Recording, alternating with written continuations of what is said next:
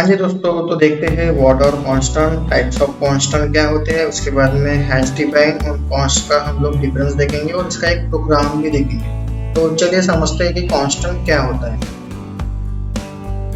Constant is a value that can not be change once defined. जब भी अगर हम किसी वेरिएबल या किसी वैल्यू को अगर कांस्टेंट फिक्स करते हैं तो उसे हम लोग चेंज नहीं कर सकते, वो एक फिक्स हो जाता है प्रोग्राम के लिए। जैसे कि एग्जांपल दिया है 10, 3.14, 8 के बाद में हेलो एज अ स्ट्रिंग, ये कांस्टेंट है। तो चलिए हम लोग अभी देखते हैं कि टाइप्स ऑफ कांस्टेंट कौन कौन से हैं। जैसे कि आप देख पा रहे हो यहाँ पे नंबर ऑफ टाइप्स के मैंने कांस्टेंट दिया हुआ है, जैसे कि इंटीजर है, फ्लोट है, कैरेक्टर है, स्ट्रिंग है, सिंबॉलिक है, कांस्टेंट वेरिएबल भी है। आपको इसके बाजू में है एग्जांपल भी मैंने शो किए हुए, जैसे कि इंटीजर में मतलब 10, -5, 200, इसके बाद में 3.14 मतलब फ्लोटिंग वैल्यू आ गई इसमें। उसके बाद में कैरेक्टर है मतलब सिंगल कैरेक्टर, ठीक है। उसके बाद में स्ट्रिंग आ गया हेलो। उसके बाद में सिंबॉलिक मतलब हैश डिफाइन PI 3.14। ये सारी चीजें हम लोग कांस्टेंट नहीं बोलते हैं।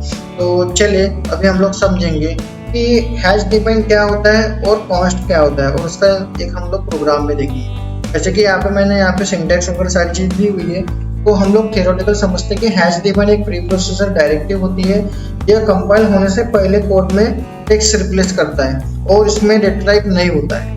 क्लियर है दोस्तों, इसमें हम लोग डेटा टाइप का यूज नहीं करते। जैसे कि अगर मैं एक आधी आपको प्रोग्राम करके दिखाऊं तो आपको अच्छे से और समझ में आ जाएगा। तो चलो हम लोग अभी हैश डिफाइन का एक प्रोग्राम देखते हैं। तो इसमें मैंने क्या बोला है कि एक डायरेक्टिव होती है, तो उसे हम लोग डायरेक्टिव की तरह ही वर्क करेंगे।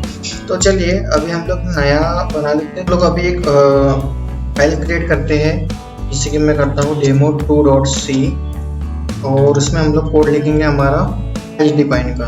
तो चलिए सबसे पहले हम लोग क्या करेंगे, हैश इंक्लूड stdio.h क्लियर है। उसके बाद में हम लोग करेंगे हैश डिफाइन, जो भी हमें हैश डिफाइन करना है और कौन सी वैल्यू करना है, PI 3.14 क्लियर है। उसके बाद में हम लोग करेंगे इंटीजर मेन फंक्शन, और यहाँ पे हम लोग एक फ्लोटिंग वैल्यू देंगे। हम लोग अभी एरिया कैलकुलेट कर रहे थे, तो यहाँ पे मैं कर दूंगा फ्लोट एरिया क्लियर है। उसके बाद में हम लोग क्या करेंगे, area is equal to PI into into 5 ये हम लोगों ने किया है। और इसका मैं आउटपुट अभी एज एरिया के हिसाब से हम लोग डिफाइन करेंगे। तो यहाँ पे मैं करूँगा area is equal to %f। क्यों %f? क्योंकि हम लोगों ने फ्लोटिंग वैल्यू दिया है। वो आपको समझ में आएगा, जो भी हमारा एरिया है एरिया के अंदर, और हम चाहते हैं कि प्रोग्राम को एंड करने के लिए यहाँ पे रिटर्न 0 है। तो आई होप आपको समझ में आया होगा।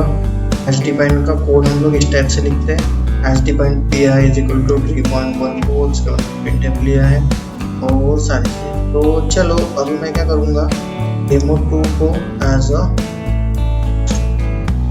कंपाइल करता हूँ और रन करके GCC हमारा demo2 नाम से है, demo2.c से हम लोगों ने कंपाइल किया और अभी हम लोग रन करते हैं। तो रन करने के बाद में आपको जो फाइनल है, ये जो हमारा प्रोग्राम था, ये कौन सा प्रोग्राम हमारा, हैश डिफाइन वाला, मतलब कि डिफाइन।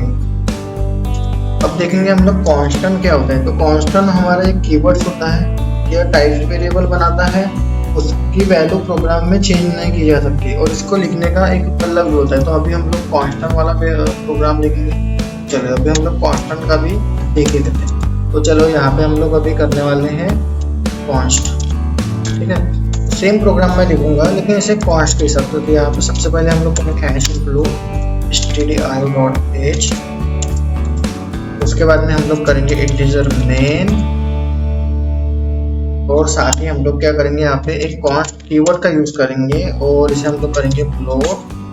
यहाँ पे हम दे देंगे PI इज इक्वल टू 3.14, ठीक है। और उसमें बाद में हम लोग करेंगे float area is equal to PI into 5 वो आपको समझ में आया होगा। और देन हम लोग डायरेक्टली इसी में प्रिंट करेंगे, प्रिंट है area is equal to f comma area. तो इसे भी मैं रिटर्न कर दूंगा 0 0 एंड स्ट्रिंग। चलो इसे भी हम लोग रन करके देखते हैं क्या इसका भी आउटपुट हमें आ रहा है। दोस्तों अगर आपको ये वीडियो पसंद आई हो तो जल्दी से वीडियो लाइक कीजिए, चैनल को सब्सक्राइब कीजिए और बेल आइकन पर क्लिक कीजिए ताकि आपको मिलते रहे हर नए वीडियो का नोटिफिकेशन। मिलते हैं नेक्स्ट वीडियो में, तब तक के लिए हैप्पी कोडिंग।